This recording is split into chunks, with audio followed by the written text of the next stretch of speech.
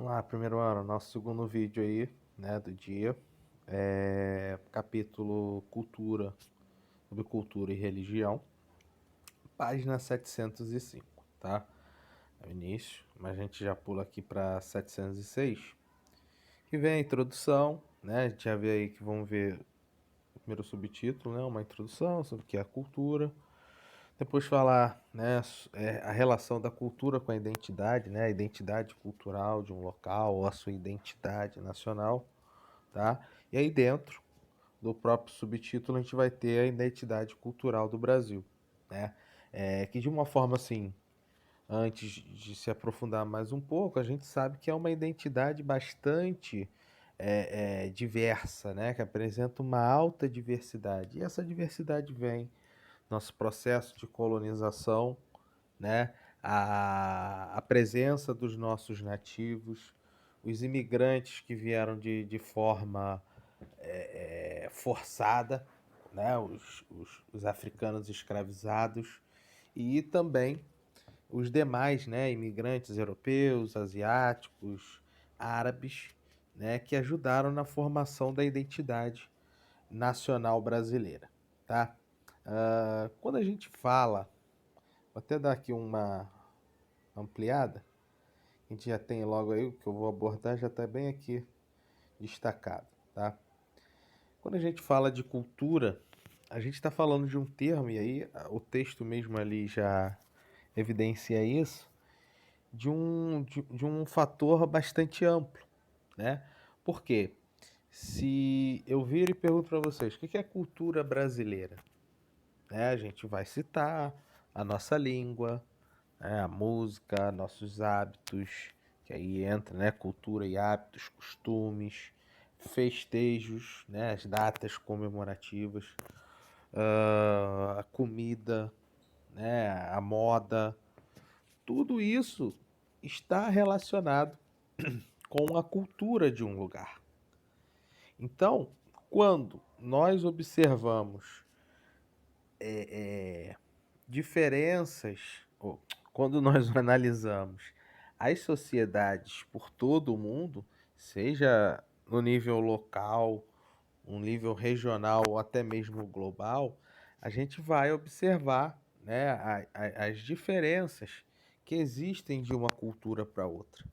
E ao longo da história humana, infelizmente, essas diferenças foram vistas como algo negativo, né? Tanto é que ao longo da nossa história nós temos uma série de civilizações, impérios, né, que predominaram militarmente, economicamente, frente às demais sociedades que existiam e foram extremamente opressores, né, como na Grécia, no Egito Antigo, o Império Romano, a tentativa frustrada, por exemplo, né, da Alemanha com seu terceiro Reich, a ação dos europeus colonizadores, né, nesse período da colonização europeia. Então a gente está falando aí, né, entre o século XV, nas Américas principalmente, né, que se deu ali a partir do século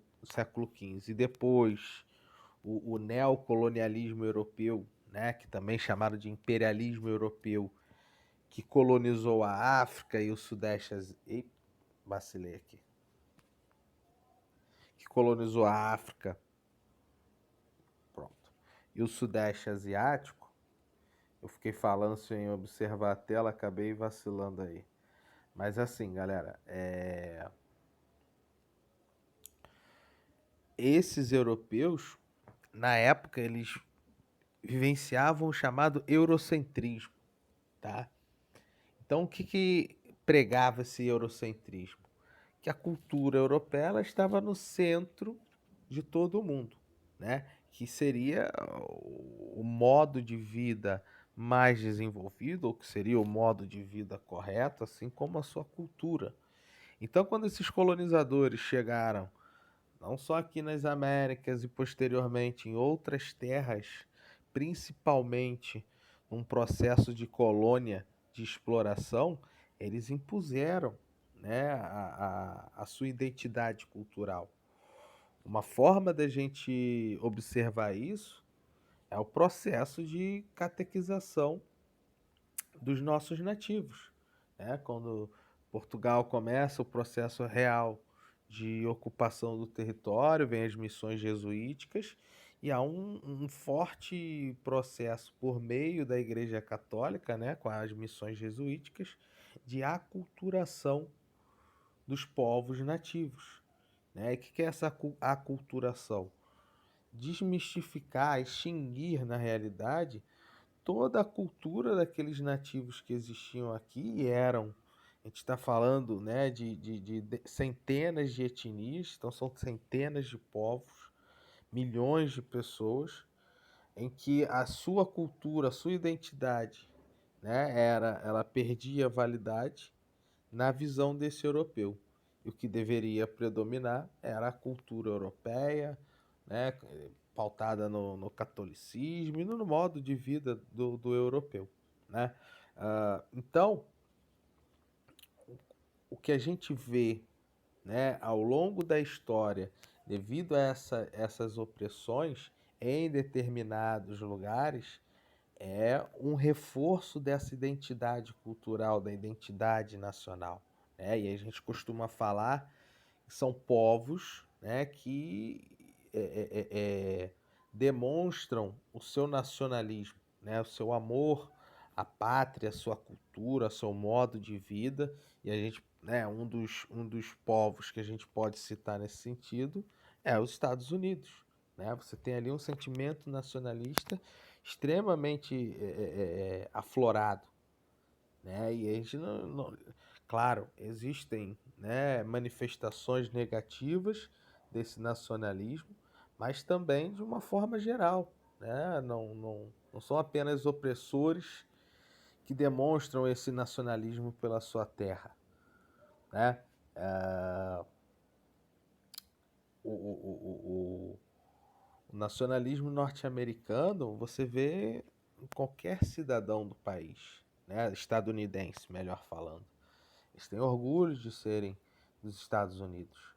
E, infelizmente, em algumas nações isso acaba faltando e acaba enfraquecendo a sua identidade nacional, possibilitando a infiltração, né, de novas culturas e que vai, né, ou que acaba modificando de forma drástica a identidade cultural de um país.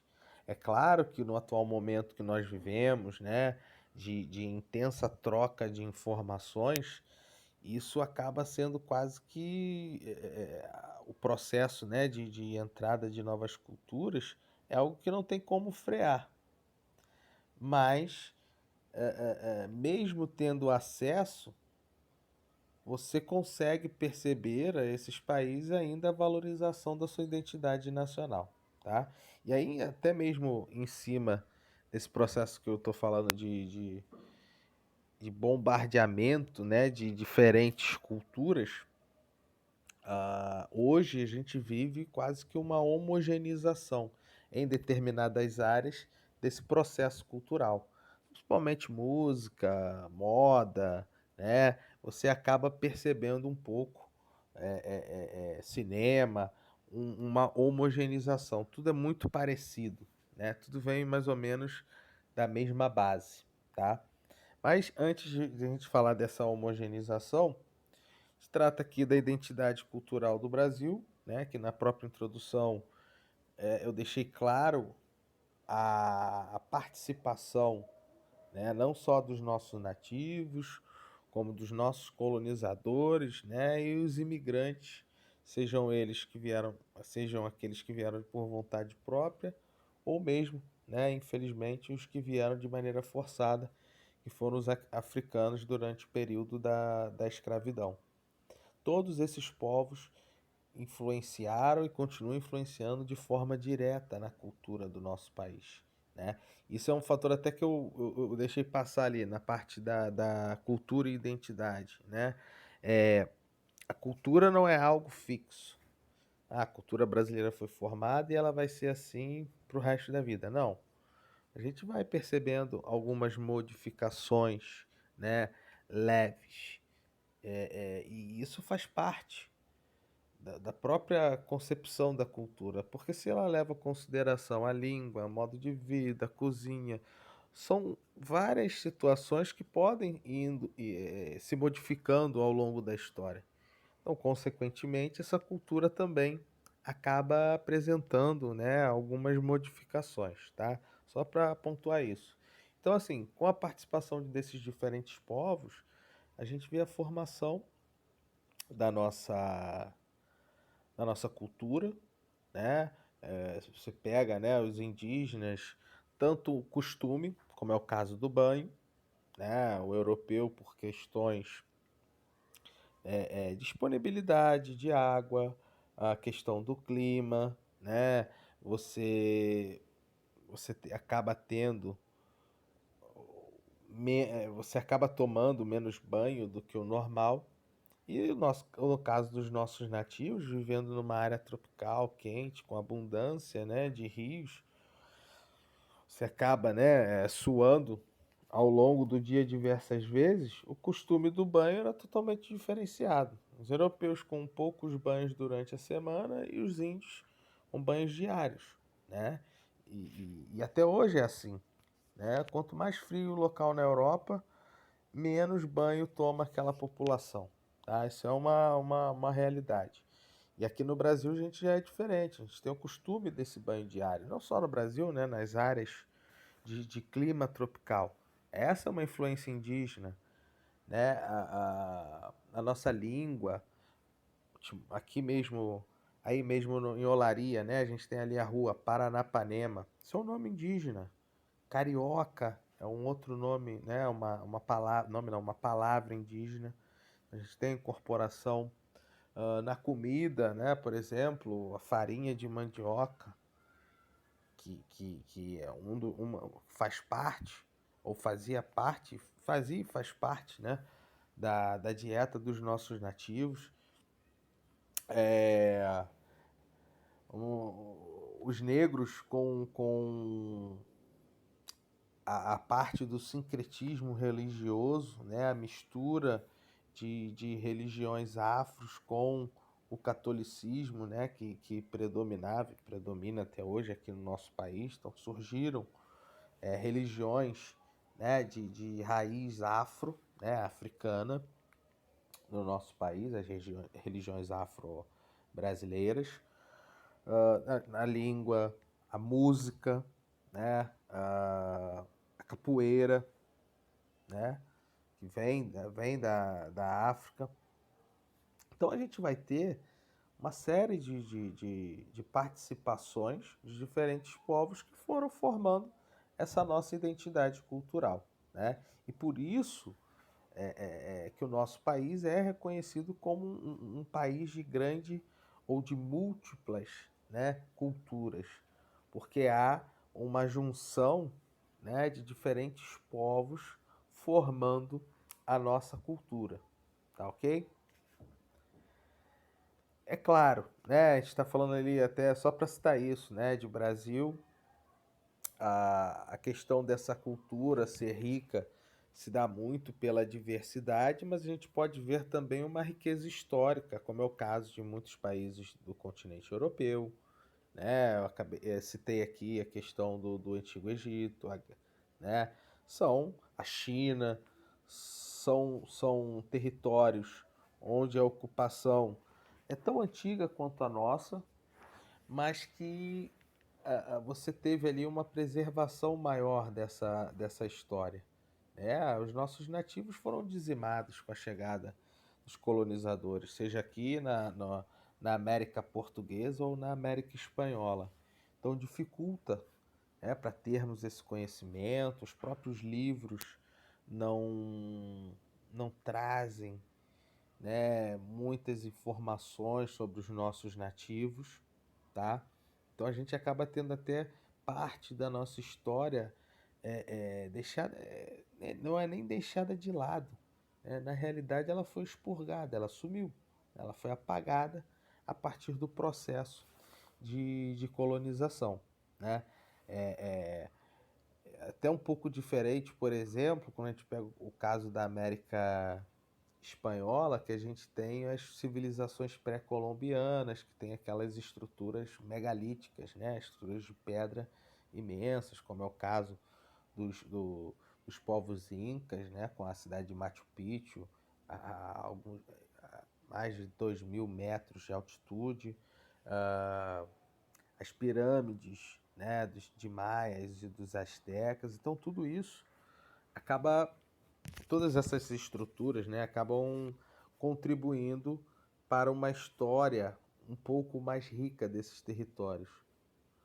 No caso do Brasil, a gente não tem, né, e até hoje não foram encontrados essas construções megalíticas. Né? Os nossos nativos tinham estruturas, né, as suas aldeias formadas ali para suas ocas. Não há registros, né, de estruturas megalíticas no nosso continente. Até porque, se a gente pegar também a questão, né, da expansão do Homo sapiens no mundo, estamos no território, um dos últimos territórios que foram ocupados, né, pelas Américas, né, pelos Homo sapiens. Daí também uma história, né, mais recente do que essas regiões que eu estava citando, tá? Seguindo aí, a gente tem as culturas contemporâneas, onde a gente vai ver um pouco dessa homogeneização, pela facilidade, principalmente, do acesso às informações por meio da internet. E aí, aliado a isso, que a gente falou até no primeiro vídeo, né, a cultura da massificação contribui para uma homogeneização. Se você tem grandes conglomerados de comunicação dominando diferentes formas ou diferentes meios que atingem não só o nível local como o global, você acaba tendo a partir dali uma quase que uma homogeneização no mercado, né? Então foi como eu até citei para vocês, a questão da homogeneização na música, né? Então você fala cantoras pop, é claro, né? Não é uma não é uma área que eu conheço muito, mas se você pegar, tem uma série de cantoras, sei lá, as que eram da Disney. As meninas são todas parecidas, as vozes são muito próximas, claro. Você tem ali algumas diferenças, isso que eu estou falando pra você, é um leigo, né, que está falando, mas você consegue perceber, ou as mulheres do algum estilo dentro do pop internacional, você vê quase que são fabricadas, né, não só mulheres, tá? Os homens também, em várias situações. Mas parece que são, tanto homens quanto mulheres são fabricados em série, que é muito próximo, muito parecido, a aparência, a música, até mesmo no caso da música, assim, o ritmo muito parecido. Você vai ter uma ou outra que se destaca mais, isso é verdade, né? É claro que eu não estou falando, por exemplo, sei lá, né, do pop tem a. Oh meu Deus. Aí, se estivesse na aula vocês já iam me ajudar. Mas sei lá, Jennifer Lopez, né? Você não tem várias Jennifer Lopez. Tem ela, que é uma mulher que se destaca, é atriz, cantora e entre outras funções, né? Uma mulher de bastante destaque. Você não vai ter várias, mas existem uma série de cantoras latinas que tentam se aproximar ali do estilo dela, né? E uma série de outras é que eu não conheço, mas a gente vai ver o cinema. Então, a questão dos filmes norte-americanos pode diferenciar o estúdio, mas a história são quase as mesmas. Então, se for um filme policial, pegar os diferentes estúdios, você tem, claro, uma história não é igual a outra, senão o filme não faria sucesso, mas é quase a mesma retórica. A moda, né? As grandes marcas é que são as que ditam, né? Que acham que ditam a moda. Né? Então, esse ano, o verão, todo mundo vai, a cor vai ser o verde marca-texto. Você começa a ver não só as grandes marcas de grife, como marcas menores fazendo uma série de roupas, né, acessórios, calçados com cores chamativas, né? Então, quando a gente fala da homogeneização da cultura, a gente está falando nesse aspecto, né? É, é, e às vezes, e quando o processo de globalização, que é essa troca cada vez maior entre os países em diferentes aspectos, ela foi se intensificando, acreditava-se que o mundo ia se tornar, né, todo mundo igual. E não foi bem isso. Principalmente quando a gente fala pelo lado, né, comercial, a gente pode até observar uma homogeneização. Mas do ponto de vista das identidades culturais, a gente vê ainda a manutenção dessas identidades. É claro que algumas situações foram incorporadas, como por exemplo, o consumismo, tá? O povo brasileiro, desculpa, eu vou falar do nosso povo, mas primeiro, é uma característica do povo norte-americano, da sua indústria, né? Em que o estilo de vida americano, né? O sonho americano, onde você trabalha para você ter sua casa, consumir diversos produtos, viajar com a sua família, ter um carro novo. Então, vendo desse ponto de vista, o que ele motiva? Constantemente aquela população estar comprando. Então, se sai o carro mais moderno, ele vai chegar para a compra do carro, né? Vamos pegar algo mais atual, os smartphones. Então, a questão do iPhone. Toda vez que vai lançar um novo modelo, é criado todo um aspecto de supervalorização. É claro, a gente está falando de um produto de alta tecnologia, mas há ali uma massificação, uma homogeneização para que as pessoas, né, que, vamos dizer assim, quem é legal é que tem o danado lá do iPhone. Né? Tudo isso é criado dentro de um processo de massificação, né, principalmente pelos meios de comunicação. Então, a nossa cultura ela sofre ainda mais com esse processo porque nós tivemos o advento, a nossa cultura, né? A nossa sociedade, melhor dizendo. É, nós tivemos o advento da internet, que possibilita ainda mais, né, as trocas, seja de informações comerciais, culturais. Então, tudo isso acaba influenciando para que uma parte da sociedade, né, crie esses produtos homogeneizados, né? E até mesmo aqueles que têm a sua identidade própria, né, sua identidade cultural, acaba anexando algumas situações de outras culturas. E aí a gente tem aqui o exemplo, né, eu sei que é K-pop, pelo menos isso eu sei, eu não sei. Bangtan Boys, tá? Desculpa a ignorância, galera, eu sei o que é o K-pop, pelo menos. Então, assim, é algo que foi criado na Coreia do Sul, né? Mas tem ali elementos musicais, principalmente do Ocidente, como a gente tem até ali citado, rock, jazz, hip hop, né? Uma série de ritmos que são características do Ocidente foram incorporados a essa identidade nova, né, cultural que foi criada pelos sul-coreanos. Então ali, nesse ponto, a gente ainda pode considerar algo positivo, né? Ele está enriquecendo, opa, desculpa, ele está enriquecendo a sua identidade. É diferente do processo que eu estava falando com vocês de homogeneização. Aqui fica mais fácil aqui no nosso país. Então, por exemplo, agora, a, agora não, né? Há alguns anos, por exemplo, eu sou bem mais velho que vocês, né? Tenho 37 anos. Então, quando eu era adolescente, se falar aqui no Rio de Janeiro de ir para algum local, né, onde o que ia ser à noite, né, ali a música que ia tocar era sertanejo, vagabundo ia rir na tua cara. Aquilo era coisa de roceiro, certo?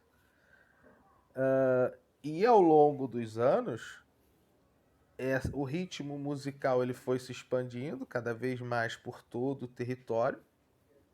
E hoje é um dos mais fortes ritmos, né, da música do nosso país. Mas aí que eu quero falar da homogeneização. Com essa expansão do sertanejo, você vê uma série de duplas quase que idênticas, e aí, é claro, não vão conseguir obter o sucesso, né? Quem tem a sua própria identidade é que acaba se destacando. Quem imita esses, é claro que não vai ter o mesmo sucesso dos grandes, né? E além das duplas, né, que é quase que de forma a geral compostas por homens, mas as mulheres, né, que cantam solo ou até mesmo as duplas, você também vai ver ali quase que uma homogeneização. A forma de cantar, mais ou menos o que fala as músicas, vão ser as mesmas. Né? E isso dentro por exemplo, dentro da nossa cultura, num nível local, sempre aconteceu. E imagina você tendo a informação de diferentes culturas, né? E você quer fazer um produto internacional. Então você cria um modelo. Então quando se fala, né, da música internacional, qual é o modelo? Principalmente o pop norte-americano, que eles já colocam como pop internacional. Então as músicas, as pessoas que vão cantar, os grupos já são formados criando aquela lógica. A gente teve um período, final dos anos 90, início dos anos 2000, em que o pop formava bandas, né? Girls bands e boy bands. Então, dos homens tinha lá Backstreet Boys, NSYNC e por aí vai. As mulheres tinham Spice Girls e Destiny's Child e alguns outros grupos, né? Esses que eu estou citando são os que se destacam. Mas junto com isso, em diferentes países, vocês tinham grupos, né, que eram uma espécie de cópias. Então, por exemplo, na época desses que eu falei masculino, aqui no Brasil tinha o. Caraca, qual era o nome dos caras? Twister, acho que era isso, Twister, né? São cinco caras que cantam música pop, dançam ali, né? Aquele mesmo visual que, que as bandas norte-americanas apresentavam. Então, quando a gente fala da homogeneização cultural, são essas nuances que a gente vai perceber, beleza? Saindo então de cultura, da relação cultura e identidade, vai para a relação da cultura e patrimônio, tá? Mundialmente, ah, os patrimônios, né, eles são classificados pela Unesco, que é um braço, né, da ONU, ligada à cultura, à ciência, à educação, tá? E esses patrimônios são classificados não só como bens materiais e imateriais, tá? Mas também recebem uma classificação a partir de tipos, né, que a gente tem aqui no quadro. Por exemplo, patrimônio cultural, cidades, regiões, construções, bens materiais e materiais de valor único, tá? Aí, por exemplo, complexos de pirâmides de Gizé, lá no Egito, a muralha da China, Taj Mahal na Índia, né? O centro histórico de Roma, Acrópolis de Atenas, na Grécia. Patrimônio natural, toda a biodiversidade, fauna, flora, geografia, geologia, né, e alguns aspectos naturais. Aí, exemplo, arquipélago de Revillagigedo, no México. Trópicos úmidos de Queensland, né, na Austrália, Santuário do Panda Gigante, aqui no Brasil, Parque Nacional do Iguaçu. Temos também o patrimônio misto, onde há uma mistura, né, de aspectos culturais e naturais. Aí aqui no Brasil, Paraty e Ilha Grande, você tem a beleza natural, mas ao mesmo tempo tem ali, né, toda a história do lugar, principalmente o período de mineração aqui no nosso país. O Santuário de Machu Picchu, onde nós tínhamos a civilização Inca, né, além da beleza das próprias cordilheiras dos Andes, tá ok? Aqui no país, deixa eu só pular aqui para cá a primeira e depois a gente volta ali, tá, galera? Aqui no Brasil, então de forma local, a gente vai ter o IFAM, o Instituto do Patrimônio Histórico e Artístico Nacional, tá? Ele divide nossos patrimônios como material, imaterial e arqueológico. Então, os bens materiais são bens culturais de valor artísticos, valor histórico, bens culturais ligados a ocupações antigas, grupos sociais ou que se destacam na paisagem. Imaterial são ligados às práticas, então são costumes, saberes, ofícios, festas, celebrações, ritos, né, música e por aí vai. Né? E o patrimônio arqueológico, que aí vai trazer os vestígios da ocupação do nosso território. Tá? Hoje no Brasil, por exemplo, a gente tem ali 26 mil sítios arqueológicos. Tá ok? Então, voltando aqui na questão dos patrimônios, como eu estava falando um pouco antes, por África, né?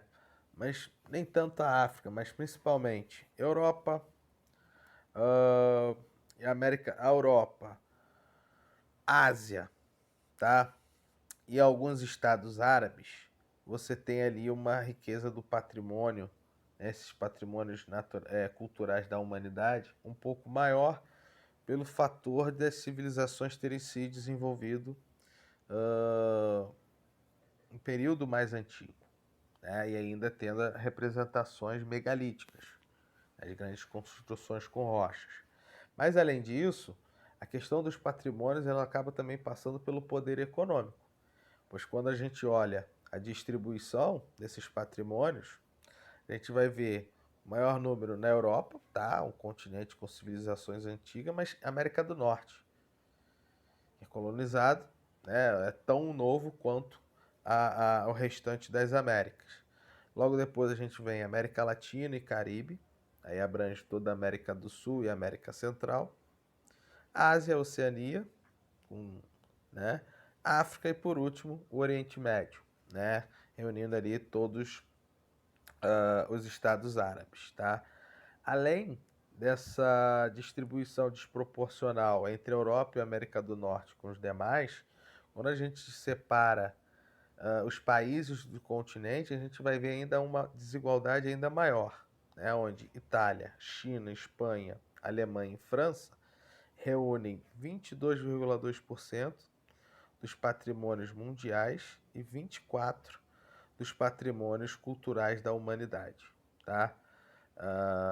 O Brasil tem apenas 14 patrimônios culturais, 7 naturais e um patrimônio misto. Tá? A gente tem aqui a relação desses patrimônios. Beleza?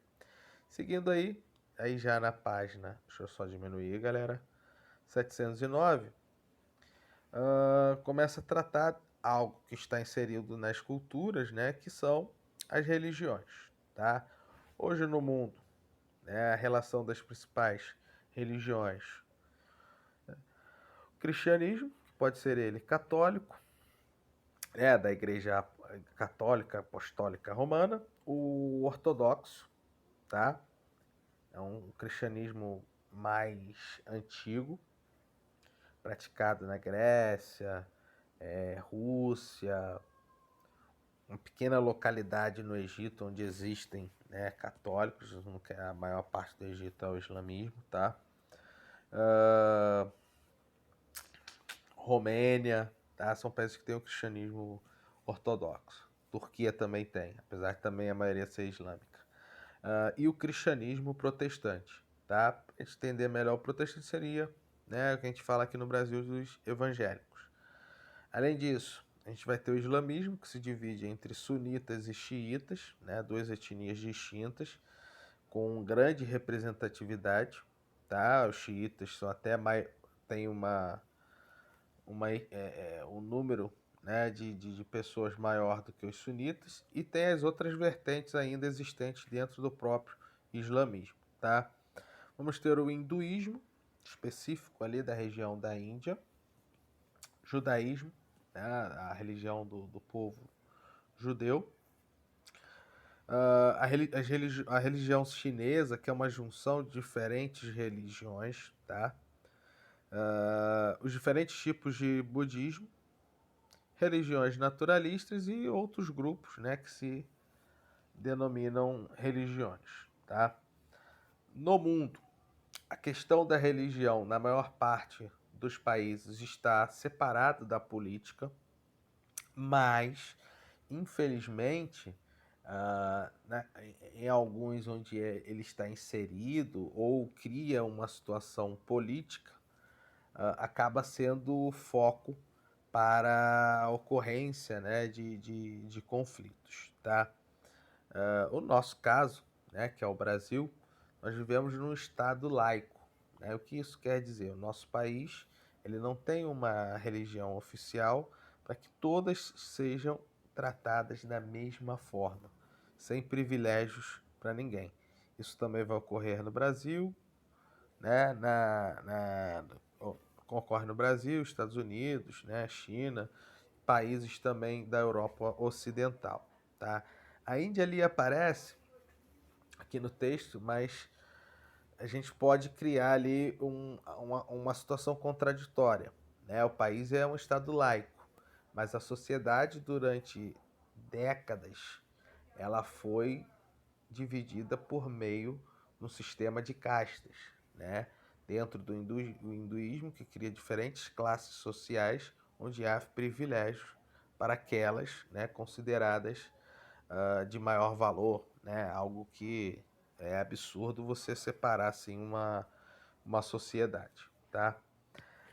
Além então dos estados laicos, que é o caso aqui do Brasil, a gente vai ter os estados confessionais, são aqueles que têm uma religião oficial. Né? Então é o caso do Reino Unido, Tailândia, Grécia, Israel, né? E boa parte dos estados do Oriente Médio e do norte da África, né? Com o islamismo. Tá? Além então do laico, confessional, a gente vai ter as teocracias, tá? Onde o país, né, a política, o modo de vida é guiado por princípios e normas religiosas, tá? Então, você vai ter ali uma relação muito direta da religião com o modo de vida, a sociedade em si, tá? E muitas das vezes a figura central, né, o governante, vai ser o líder religioso. Ou em algumas, como é o caso do Irã, você tem o líder religioso como o chefe supremo do país, mas existe ali a figura do primeiro-ministro, que pode ser retirado do poder por esse líder religioso. Tá? Dentro das teocracias, a gente vai ter o Vaticano, né? O Vaticano é um país, é uma teocracia católica, e 5 teocracias islâmicas: Afeganistão, Arábia Saudita, Irã, Mauritânia e Paquistão. Esses, só esses são considerados teocracias. Tá? Ainda falando da questão da religião, né, e passando por esses diferentes tipos de estados ligados relacionados à religião, a gente ainda tem regiões fundamentalistas, tá? E aí quando a gente fala fundamentalista não é relacionado a grupos terroristas, mas sim a intolerância religiosa. Então, aqueles locais onde não se tolera a presença de outra religião. E aí você acaba tendo ali a prática de violência, perseguições contra uma minoria, desculpa, uma minoria religiosa, tá? Para fechar, aí tem aqui o tópico das religiões no Brasil. Dentre as maiores religiões, né, estão destacadas a religião católica, uma parte da população, são mais de 123 milhões. E só uma coisa, são dados do último censo, né, de 2010. O censo, né, deveria sair esse ano, mas pela questão da pandemia, né, não vai ocorrer. Possivelmente pode ser que ocorra no ano que vem. Essa diferença de católicos para evangélicos ela pode estar muito menor. Né, que É um fenômeno que a gente vê com maior intensidade desde o final dos anos 90 do século XX, a expansão das religiões evangélicas no país. É bem possível que haja ali uma substituição. O Brasil deixar de ser conhecido como um país de maioria católica, ser conhecido como um país de maioria evangélica, tá? Mas ainda com dados do último censo, são 123 milhões de católicos, um pouco mais de 42 milhões de evangélicos. Os espíritas aí seriam os kardecistas, né? Com mais de 3 milhões e 800. Religiões afro-brasileiras, pouco mais de meio milhão. E outros tipos de religião, né? Outras formas, né? Desculpa aí a forma até como eu falei. 5 milhões. E ainda ali pessoas que se declararam sem religião, pouco mais de 15 milhões de brasileiros, tá? Olhando aqui de forma fria aqui o total dessa população, a gente chega ali próximo a 190 milhões. Hoje a gente tem já 210 milhões de habitantes. Então pode haver aí uma diminuição bastante grande entre essa diferença de evangélicos para os católicos no país, tá? E aí um fator para não deixar passar antes de fechar, por que somos conhecidos como um país católico? Porque é a principal religião que foi trazida, né, no processo de colonização, né, onde houve a aculturação dos nossos povos nativos, também por muitos imigrantes que vieram principalmente da Europa. Tá? Esses mesmos que vieram da Europa também contribuíram para a chegada do protestantismo no nosso país, principalmente os alemães. Tá ok? Então a gente fecha aqui o capítulo, tá? Esse segundo vídeo. Claro, façam aí os exercícios do capítulo no livro e também lá do site da SAI. Beleza, galera? Qualquer coisa é só me chamar aí no Classroom. Um abraço.